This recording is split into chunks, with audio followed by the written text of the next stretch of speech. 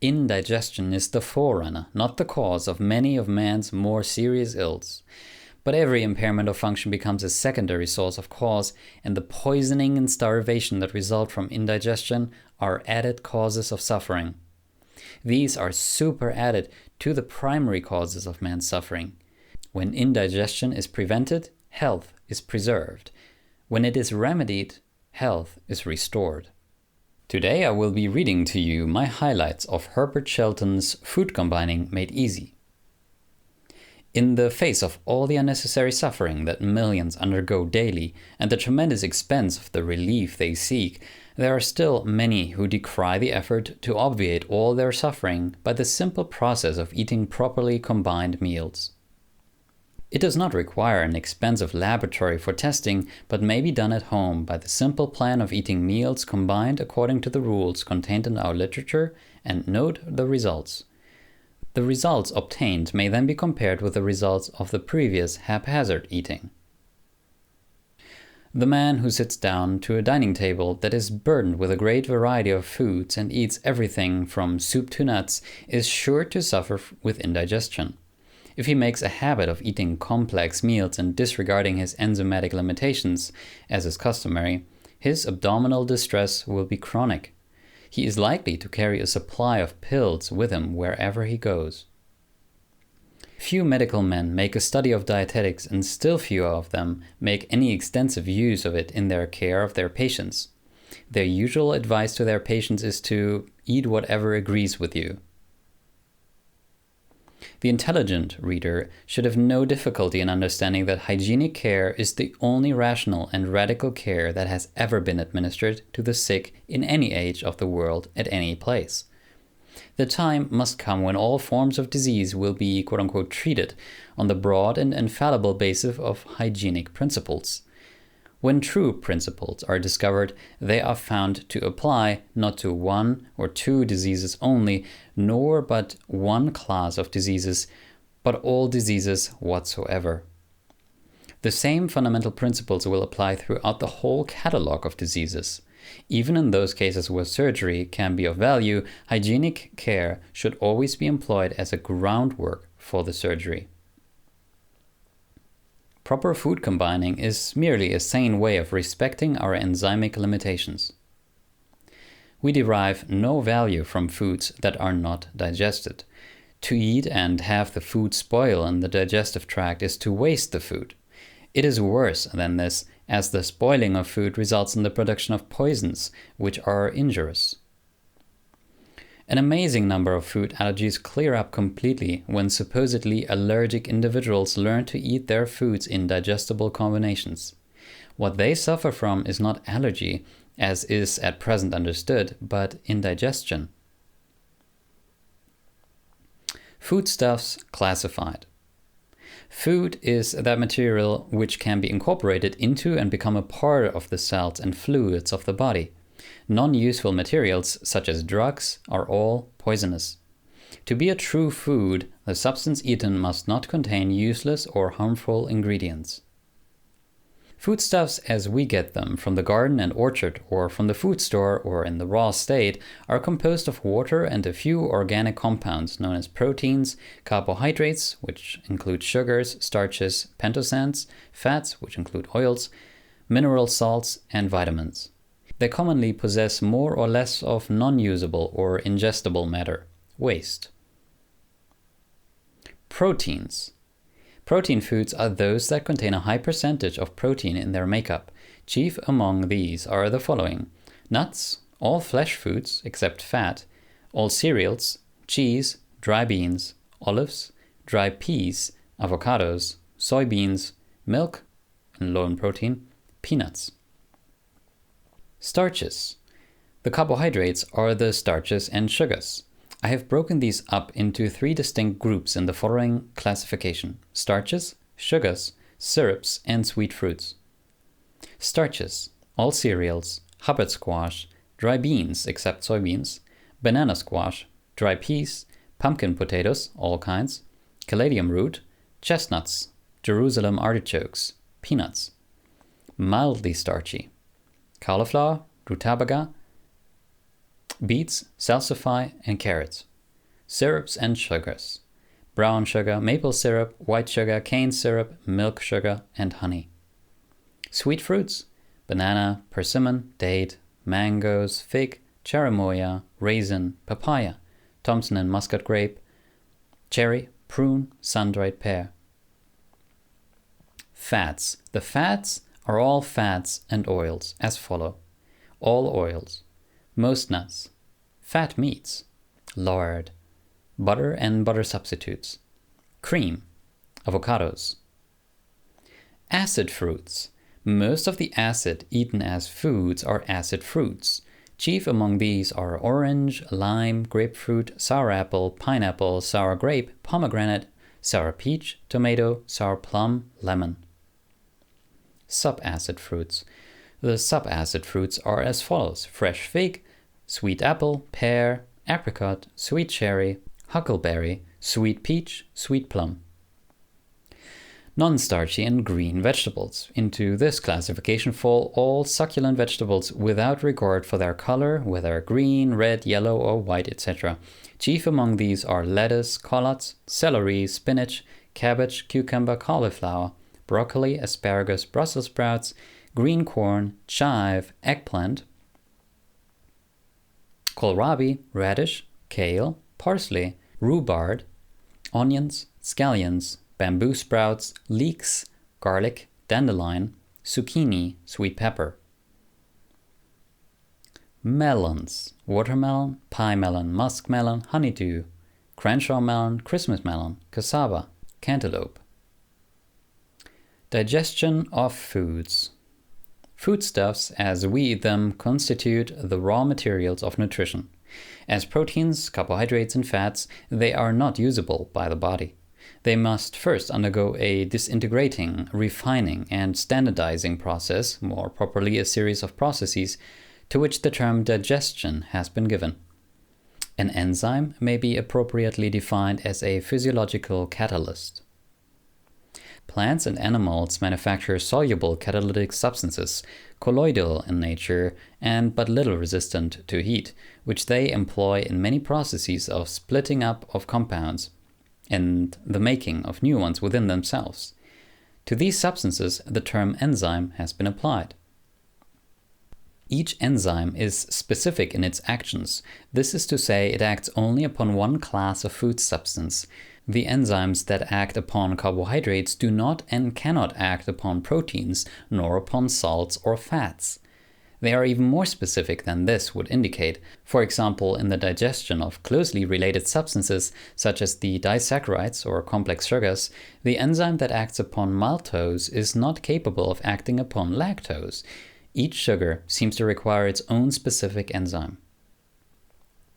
Specific action of enzymes is of importance, as there are various stages in the digestion of foodstuffs, each stage requiring the action of a different enzyme, and the various enzymes being capable of performing their work only if the preceding work has been properly performed by the enzymes that also precede.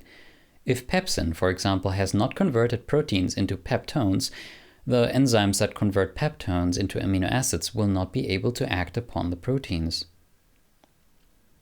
The substance upon which an enzyme acts is called a substrate.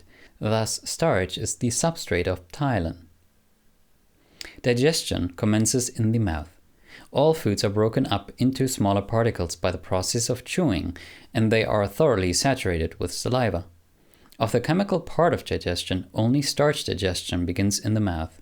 The saliva of the mouth, which is normally an alkaline fluid, contains an enzyme called ptyalin, which acts upon starch, breaking this down into maltose, a complex sugar, which is further acted upon in the intestine by maltase and converted into the simple sugar dextrose.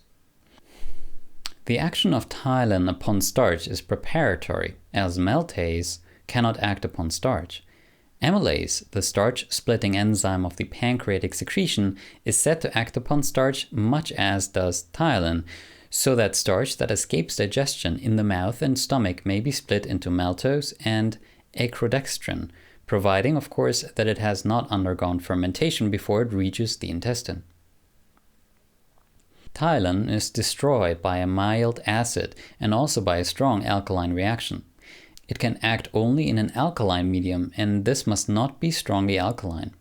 It is this limitation of the enzyme that renders important the manner in which we mix our starches, for if they are mixed with foods that are acid or provide for an acid secretion in the stomach, the action of the Tylen is brought to an end.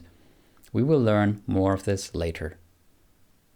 The gastric secretions are the products of about 5 million microscopic glands embedded in the walls of the stomach, various of which secrete different parts of the gastric juice. The varying amounts and proportions of the various elements that enter into the composition of the gastric juice give a juice of varying characters and adapted to the digestion of different kinds of foodstuffs. Thus, the juice may be almost neutral in reaction. It may be weakly acid or strongly acid. There may be more or less pepsin according to need. There is also the factor of timing. The character of the juice may be very different at one stage of digestion from what it is at another, as the varying requirements of a food are met. A similar adaptation of saliva to different foods and digestive requirements is seen to occur. For example, weak acids occasion a copious flow of saliva, while weak alkalis occasion no salivary secretion.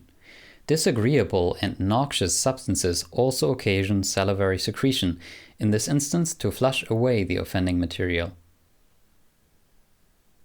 Right and wrong combinations. Acid-starch combinations. In the last chapter we learned that a weak acid will destroy the Tylen of the saliva. With the destruction of the Tylen, starch digestion must come to a halt. Oxalic acid diluted to 1 part in 10,000 completely arrests the action of Tylen. There is sufficient acetic acid in 1 or 2 teaspoonfuls of vinegar to entirely suspend salivary digestion. The acids of tomatoes, berries, oranges, grapefruits, lemons, limes, pineapples, sour apples, sour grapes, and other sour fruits are sufficient to destroy the Tylen of the saliva and suspend starch digestion. Our rule then should be eat acids and starches at separate meals. Protein-starch combinations. Chittenden showed that free hydrochloric acid to the extent of only 0.003% is sufficient to suspend the starch-splitting amylolytic action of Tylen, and a slight further increase in acidity not only stops the action, but also destroys the enzyme. The stomach secretes a different kind of juice when we eat a starch food from what it secretes when we eat a protein food. There is a great difference between the digestion of a food, however complex its composition, and the digestion of a mixture of different foods. To a single article of food that is a starch-protein combination, the body can easily adjust its juices, both as to strength and timing, to the digestive requirements of the food. But when two foods are eaten with different, even opposite digestive needs, this precise adjustment of juices to requirements becomes impossible.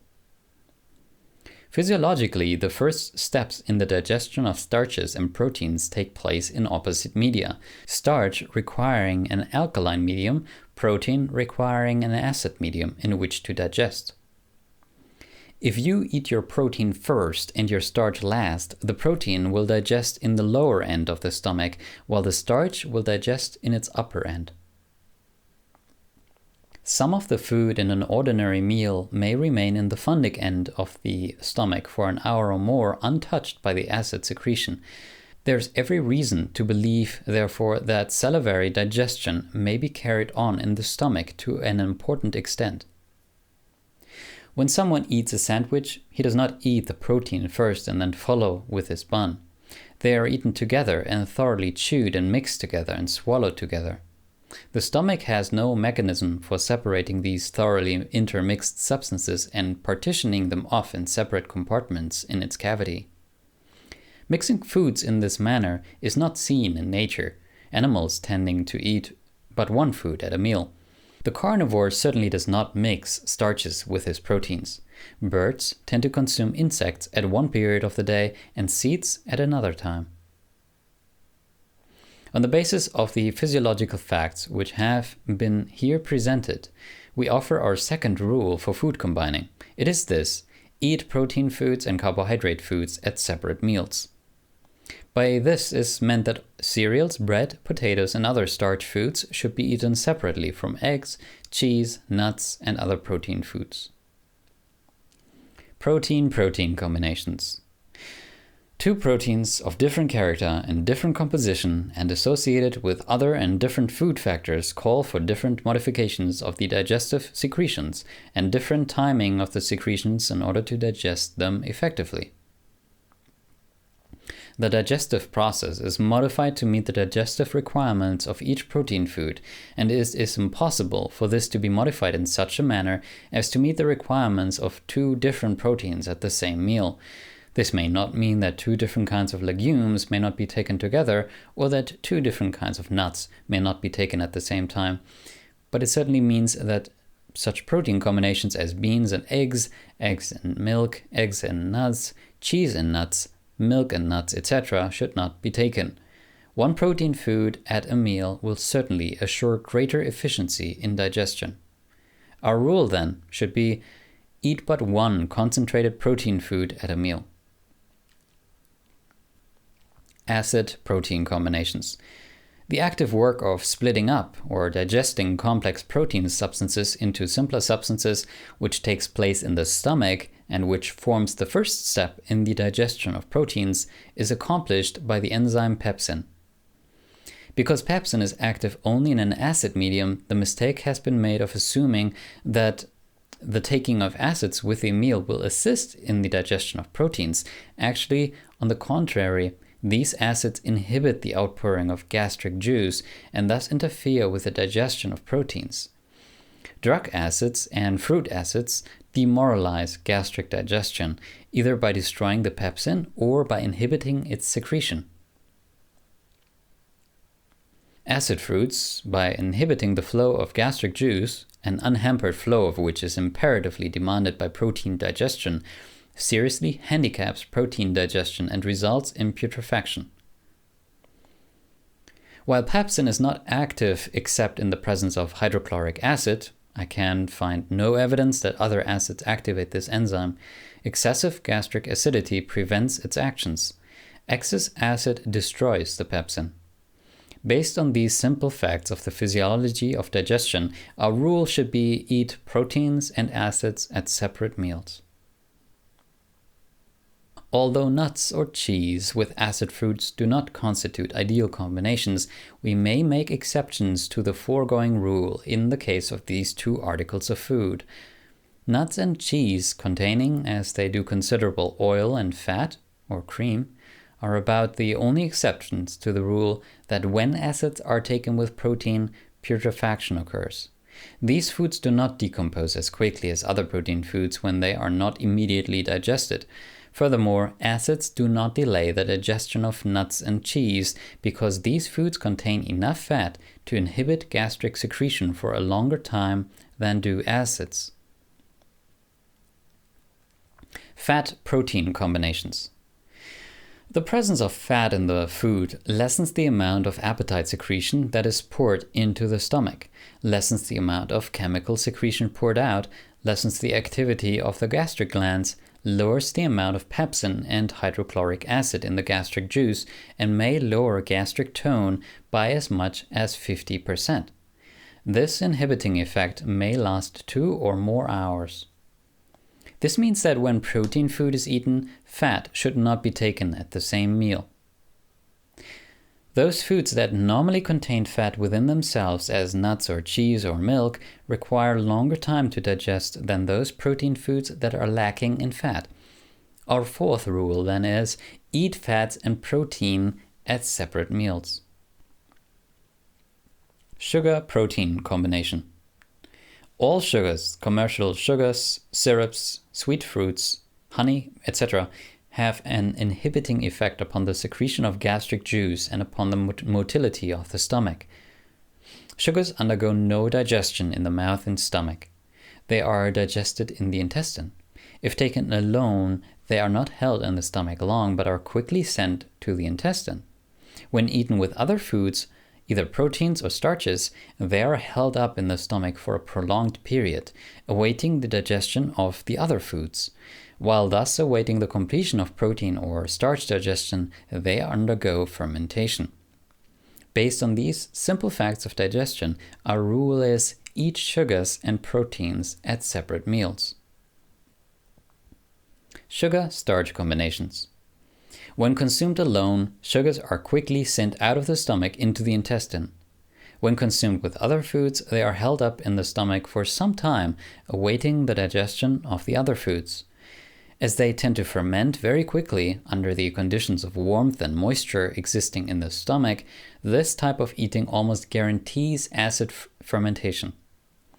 Jellies, jams, fruit butters, commercial sugar, white or brown, beet, cane or lactic, honey, molasses, syrups, etc., added to cakes, breads, pastries, cereals, potatoes, etc., produce fermentation. There's every reason to believe that the presence of the sugar with the starch definitely interferes with the digestion of starch. When sugar is taken into the mouth, there is a copious outpouring of saliva, but it contains no ptyalin, for ptyalin does not act upon sugar.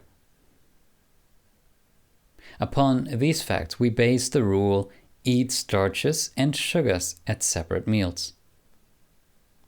Eating melons. Melons are such wholesome foods and are so easy of digestion that even the most feeble digestions can handle them very nicely.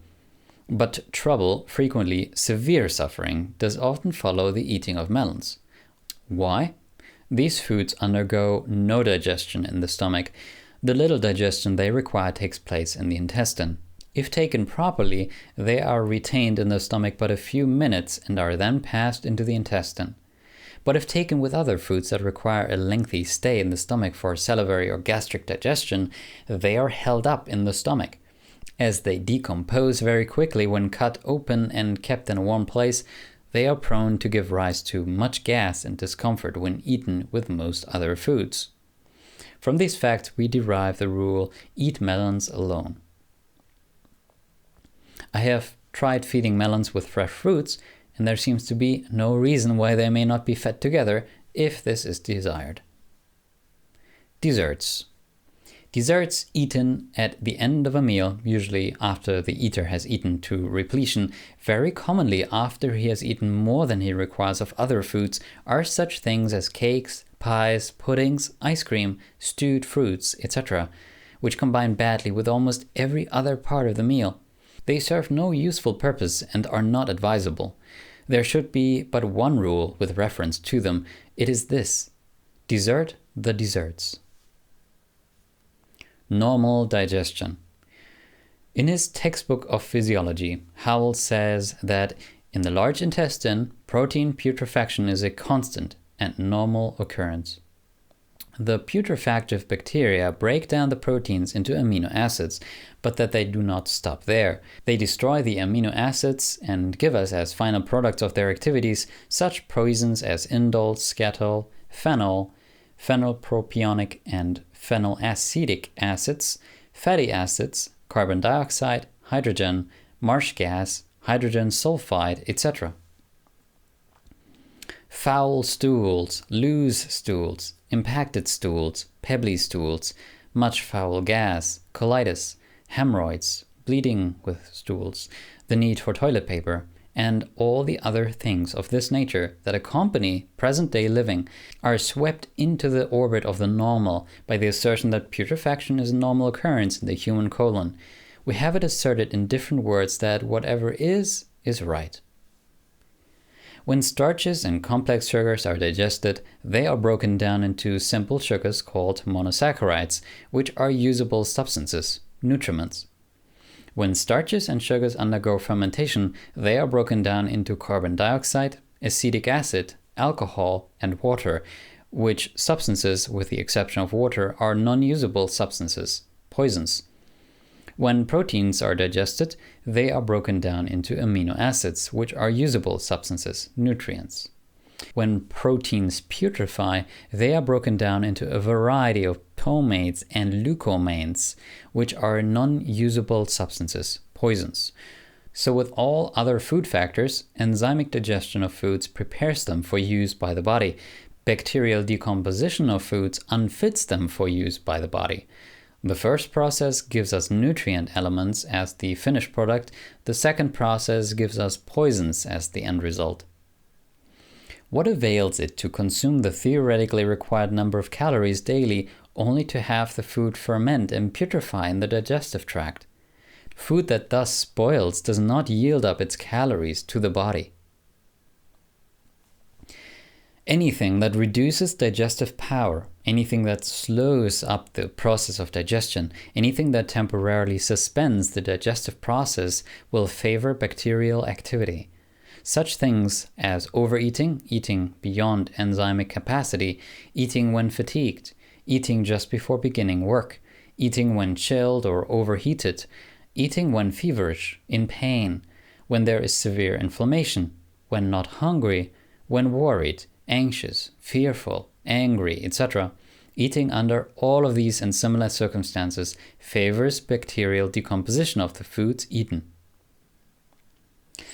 One of the most common causes of digestive inefficiency, one that is almost universally practiced in this country, is eating wrong combinations of foods. The almost universal practice of ignoring our enzymic limitations and eating haphazardly is responsible for a large part of the indigestion, with which almost everybody suffers more or less constantly. The proof of this lies in the fact that feeding correct combinations ends the indigestion. Millions of dollars are spent yearly for drugs which afford a temporary respite from the discomfort and distress that result from decomposition of food in the stomach and intestine. Substances to neutralize acidity, to absorb gas, to relieve pain, even to relieve headache due to gastric irritation are employed by trainloads by the American people. Ease and comfort, not pain and distress, are marks of health. Normal digestion is not accompanied with any signs or symptoms of disease. How to take your proteins. We have learned that it is best to eat proteins and carbohydrates at separate meals. The processes of digestion of these two types of foods are so different that they do not take place with any degree of efficiency in the same digestive cavity at the same time. It is one thing to eat one food, however complex its nature. It is quite another thing to eat two foods of opposite character. The digestive juices can be readily adapted to one food, such as cereals, that is a protein-starch combination, but they cannot be well adapted to two foods, such as bread and cheese. Highly acid gastric juices are secreted with which to digest protein foods, but if starch is taken without protein, the gastric juice may be either alkaline, neutral, or weakly acid. Even if the starch contains protein, as it does if potatoes, grains, or legumes are eaten, the acid secretion is timed so that it is poured out upon the food after salivary digestion of starch is completed. If we would but keep our protein meals and our starch meals separate after the ancient pattern, we would enjoy better digestion, hence better health. As all physiologists are agreed that the character of the digestive juice are secreted corresponds with the character of the food to be digested, and that each food calls for its own specific modification of the digestive juice, it follows, as the night the day, that complex mixtures of foods greatly impair the efficiency of digestion. Simple meals will prove to be more easily digested, hence more healthful. More than 60 years spent in feeding the well and the sick, the weak and the strong, the old and the young have demonstrated that a change to correctly combined meals is followed by an immediate improvement in health, as a consequence of lightening the load the digestive organs have to carry, thus assuring better digestion, improved nutrition, and less poisoning. A great part of the yearly massacre of children's tonsils grows out of the constant fermentation in their digestive tracts consequent upon their regular eating a flesh and bread, cereals and sugar, cookies and fruit, etc. diet. Until parents learn how to feed their children with proper respect for enzymatic limitations and cease feeding them the so-called balanced meals now in vogue, their children are going to continue to suffer. So different in character are the specific secretions poured out upon each different food that Pavlov speaks of milk juice, bread juice, and meat juice. Two proteins of different character and different composition require different types of digestive juices, and these juices of different strength and character are poured into the stomach at different times during the digestive process. How to take your starch. In hygienic circles, it is considered the height of folly to take a poison and then take an antidote with it. We think it best not to take the poison. Hygienists advise but one starch at a meal, not because there is any conflict in the digestion of these foods, but because taking 2 or more starches at a meal is practically certain to lead to overeating of this substance. We find it best, and this is doubly true in feeding the sick, to limit the starch intake to 1 starch at a meal. People with unusual powers of self-control may be permitted 2 starches, but these individuals are so rare, the rule should be 1 starch at a meal. It should be axiomatic that our digestive system is adapted to the digestion of natural combinations and can handle the unnatural ones only with difficulty. Modern civilized eating habits are so far removed from anything seen anywhere in nature or among so-called primitive peoples that it is impossible to think of them as being normal eating habits. The digestion of starches begins in the mouth, or should, but they remain in the mouth for such a short time that very little digestion takes place. Salivary digestion of starches can and will continue in the stomach for a long period if they are eaten under proper conditions. Eating acids and proteins with them will inhibit or completely suspend their digestion. Drinking water with the meal will weaken the action of saliva upon starches in the stomach as much as it will in the mouth. And it is not true that you need to drink at mealtime to have water to aid in the digestion of your food. It will be best to drink your water 10 to 15 minutes before meals. If taken with meals, it dilutes the digestive juices and then passes out of the stomach in short order, carrying the digestive juices and their enzymes along with it. Eating fruits. Eating fruits with other foods results in a large amount of trouble. Hence, they condemned not the other foods, but the fruits. Actually, there is no more reason to condemn the fruit than there is to condemn the other food with which the fruit is taken. Fruits are among the finest and best of foods. Nothing affords us more good eating pleasure than a rich, mellow apple, a luscious, well-ripened banana, a carefully selected buttery, creamy, smooth avocado, or the wholesome, heart-warming goodness of a sweet grape. Real gustatory happiness is derived from the peach brought to the point of ripe perfection. Fruits, indeed, are a taste-enchanting treasure trove of delightful eating enjoyment. With their luxury, blends of rare flavors, delightful aromas, eye-pleasing colors, fruits are always an invitation to pleasure in eating. Fruits are more than just a delight to the eye, the nose, and the mouth. They are master mixtures of pure, rich, real food elements. Few of them are rich in protein, the avocado and olive being the chief exceptions, but are packed full of mouth-watering sugars, are all-star flavor blends of acids, are full of minerals and vitamins. Together with nuts, which botanically also classed as fruits, and green vegetables, fruits constitute an adequate diet. Indeed, these foods constitute the ideal diet of the normally frugivorous animal, man. Fruit eating affords us much deep-down pleasure. Mother Nature has flavored them just right to afford us the greatest enjoyment in eating. They are just right for our taste contentment. There is every reason why we should eat these foods with which Mother Nature so compellingly entices us to eating enjoyment, and which she has filled with so much pure, rich, wholesome nourishment. Nothing can afford us more gustatory happiness and real deep-down taste contentment than a meal of luscious fruits. Such a meal is always an invitation to pleasure. A fruit meal will not cause the troubles that flow from eating fruits with other fruits. Such a meal will not demoralize digestion. It will do most for you. It is both refreshing and nourishing. The exquisite delight of eating such a naturally good meal, the wonderful feeling of comfort that follows, the real, genuine satisfaction it affords far surpass that of eating other foods.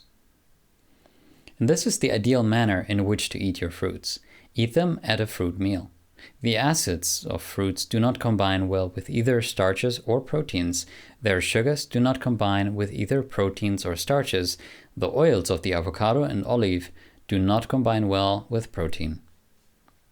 Fruits undergo little or no digestion in the mouth and stomach and are, as a rule, quickly sent into the intestine, where they undergo the little digestion they require. To eat them with other foods that do require considerable time in the stomach is to have them held up there pending the completion of the digestion of the other foods. Bacterial decomposition follows. Fruits should not be eaten between meals. To eat them between meals is to put them into the stomach while the stomach is still busily engaged in digesting the previous meal. Trouble is sure to follow. Our rule, one from which we will do well not to vary, is to eat fruit at a fruit meal. Although green vegetables form the ideal combination with nuts, acid fruits form a fair combination with these foods and may be taken with them. This, of course, has a reference to protein nuts and not to the starch ones, coconuts, chestnuts, acorns, etc. Sweet fruits and nuts form a particularly objectionable combination, despite the delightful flavor of the mixture. Avocados containing more protein than milk should not be combined with other proteins. Rich in fat, they also inhibit the digestion of other proteins. There can be no objection to combining them with acid fruits. They are best not eaten with sweet fruits, nor should they be combined with nuts. A salad a day. Salad eating, at least in this country, is a recent innovation and had its origin among those who have been dubbed food faddists. The addition of a suitable salad to a meal always improves the nutritional value of the meal. Until well within the lifetime of the author, the medical profession advised never to eat raw fruits and vegetables because of the germs they carried. Not until it was discovered that raw fruits and vegetables were the best sources of vitamins, and this discovery came only after the profession was forced to recognize that people were getting well on diets of uncooked fruits and vegetables, did they cease to warn against the germ-laden, uncooked fruits and vegetables. A salad of uncooked, non-starchy vegetables should accompany every protein and every starch meal. The salad should consist of such foods as lettuce, celery, cucumbers, green and red peppers, the non-pungent varieties of peppers, cabbage, tomatoes, and other non-starchy vegetables. These foods should be served fresh and without salt, vinegar, olive oil, mayonnaise, or dressings of any kind. Tomatoes should form part of the salad only when proteins are eaten and not when starches are taken in at the meal. Such foods as onions, garlic, watercress, radishes, and bitter foods are not recommended for salads, nor to be eaten in any other way. The word salad is from a Latin word meaning salt, and our salad vegetables are abundant sources of mineral salts in their most readily assimilated form. There is no substitute for green foods in our diet. It is important that these be taken largely, if not wholly, in the raw or uncooked state. In general, the green leaves of plants are our richest sources of organic salts, minerals, are rich sources of vitamins, are sources of small quantities of the highest grade proteins, and are the best sources of chlorophyll. Salads are not so important in the diet of one who lives largely on uncooked foods and whose diet is made up largely of fruits and vegetables. One who eats largely of flesh, cereals, legumes, and other starchy and high-protein foods has an urgent need for 1 or 2 large green salads daily. Indeed, it is important to have some fresh green food every day of the year and not take salads only at intervals. It is well to eat a large salad and not skimp on this part of the meal. The salads served in most homes, restaurants, cafeterias, hotels, and other eating places are commonly too small to adequately meet the needs of the persons eating them. A big salad should always be the rule. When vegetables and fruits are sliced, cut small, ground, shredded, or otherwise broken into small particles so that the oxygen of the air gets to them, much food value is lost through oxidation. The longer they are permitted to stand before eating, after they have been thus treated, the greater is the loss of food value. The loss of certain vitamins through oxidation is especially rapid. Tomato acid interferes with the digestion both of protein and starch. Thus, it is wise to omit tomatoes from the salad when either of these types of foods are to be eaten. In the case of cheese, nuts, and avocado, all three of which contain oils which inhibit protein digestion longer than the acid of the starch will do so, there is no reason why tomatoes may not be eaten with these protein foods. When these foods are taken, perhaps there can be no serious objection to the use of lemon juice or oil in the salad. With other proteins, follow the rule to eat acids and proteins at separate meals. Eating schedule for a week. It is my thought that it is more important to know how to make up one's own menus than to have a book of menus giving 3 meals a day for every day of the year. Learn the principles of food combining so that you may properly apply them in any and all circumstances in which you may find yourself. A child may be able to follow a chart. An intelligent adult should learn principles and learn to apply these.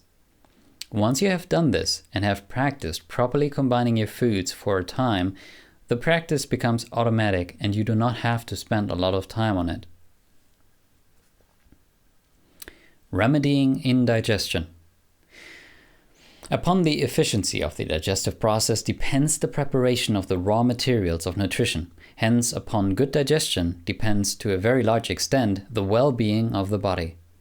There can be no such thing as good nutrition without good digestion. The best of diets fails to yield upon its greatest good when the digestive process fails in the work of preparing it for use by the body. Indigestion is the forerunner, not the cause, of many of man's more serious ills. But every impairment of function becomes a secondary source of cause, and the poisoning and starvation that result from indigestion are added causes of suffering. These are superadded to the primary causes of man's suffering. When indigestion is prevented, health is preserved. When it is remedied, health is restored. A whole train of discomforts or symptoms accompany the progressive impairment of the function of digestion, such as gas, sour eructations, a sense of discomfort running into pain in the abdomen, sleepless and unrefreshing nights, furred tongue in the morning, absence of desire for food, constipation, foul stools, nervousness, etc. The use of digestive aids and of means to relieve distress keeps the attention of the users directed away from the true solution of their problems and prevents them from learning the truth about their health and disease and how they may truly recover the former. At least half of the food eaten by most people is passed out undigested. It is commonly held that food may be taken into the digestive tract in the most indiscriminate and haphazard manner, in any possible combination and in whatever amount the eater may desire, and they will be well and efficiently digested. This view is not based upon physiology, but upon the determination of the profession that the customary practices of the people shall not be disturbed. Any student of the eating practices of mankind knows well that the eating practices of present-day Americans are very modern, and that the indiscriminate jumbling together of all kinds of food in the stomach has not been practiced by mankind in the past. The further back we go in our study of man's eating practices, the simpler we find them. We know also, as a matter of present-day experience, that simple eating provides for better digestion. When we view the eating habits of the animals below us, we find the utmost simplicity. We are faced today with the two concomitant facts that may be shown to be related to each other as cause and effect. We have as fact number one the haphazard and indiscriminate mixing of a great variety of foods at one meal. We have as fact number two tile almost universal indigestion, accompanied by the taking of drugs to relieve the resulting discomfort. Now, if it can be shown that simple meals are easily digested and rarely give rise to indigestion, while the complex mixtures regularly eaten are followed by almost universal indigestion, we are faced with a group of facts that are not to be ignored.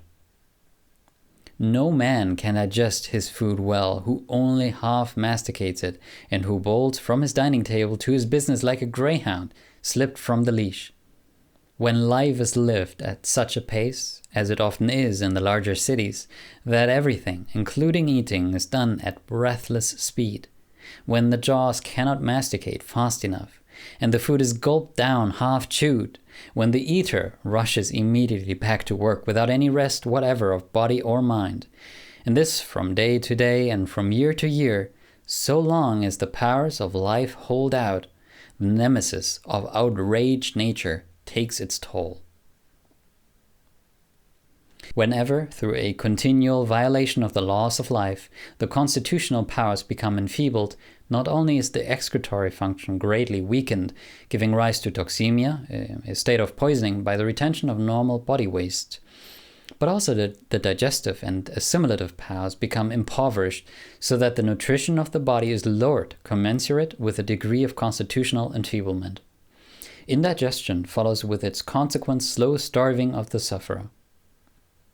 In such an enfeebled individual, no change of diet can bring about a restoration of health until after all the causes of general enervation have been removed and sufficient rest has been secured and enabled the body to restore its functioning activities. It should be obvious that if the power to digest and assimilate food is not increased, all attempts to build up the health seeker by any kind of feeding program will prove abortive and useless. It is hopeless to think of curing a disease while the manner of life that is the radical cause of all the trouble is persevered in. After all causes of enfeeblement have been removed, rest, sleep, food of the proper kind, exercise, fresh air, pure water, sunshine, and healthful mental and moral influences are essential to the restoration of integrity, of structure, and efficiency of function.